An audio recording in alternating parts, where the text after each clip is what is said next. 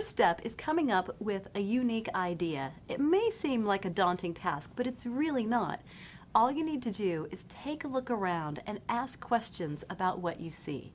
To help us today, I have Arby, who is an engineer here at JPL, and Serena, who is a scientist. When engineers and scientists look at the world, sometimes they ask different types of questions. So, Arby, when you look at the world, what sort of things do you ask questions about?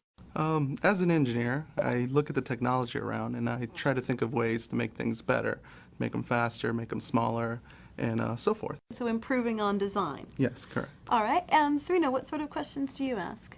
When I look around me, I see certain patterns, certain shapes, certain types of behavior, and I want to know, why do I see what I see? What is causing that particular shape, that particular pattern, or that type of behavior?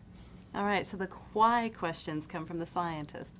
So you see that the questions are very similar but somewhat different. So that's what we want you to do, is look at your world and ask those sorts of questions.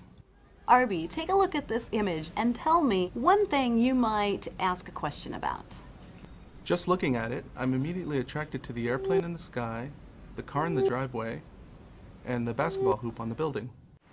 I think of what makes a car go, what gives it its propulsion, by what means does it go forward. The airplane in the same way, it's going through a different medium, so how does it achieve that? With the basketball hoop, one thing that would be pretty neat is to make all your shots every time. Well, why not build a robot to do the job for you? There's a lot of ways to improve things. You can make a car go faster, a plane fly farther, and make every free throw. Okay, so you have several ideas we could then develop perhaps into a question. Serena, do you see anything you could ask a science question about? I see the plant growing out of the drain, and it leads to questions about how do plants grow, what sort of conditions do they grow best under, for instance, how much soil do they need, or different types of fertilizer.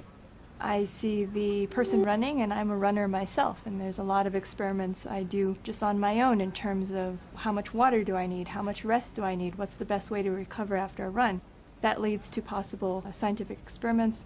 And then finally I look at the windows and I wonder, what are the best types of covers for keeping a house cool? All right, so you both gave me about 3 ideas just glancing at this image.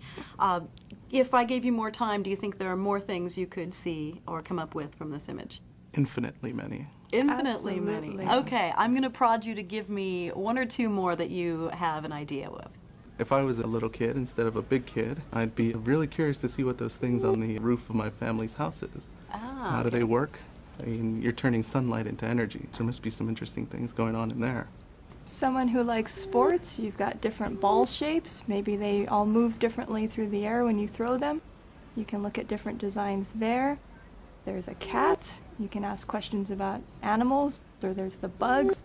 What type of food do ants prefer? There's lots of things in this picture.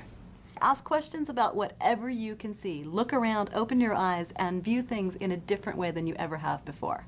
Up next, we will help you develop your observations into testable questions.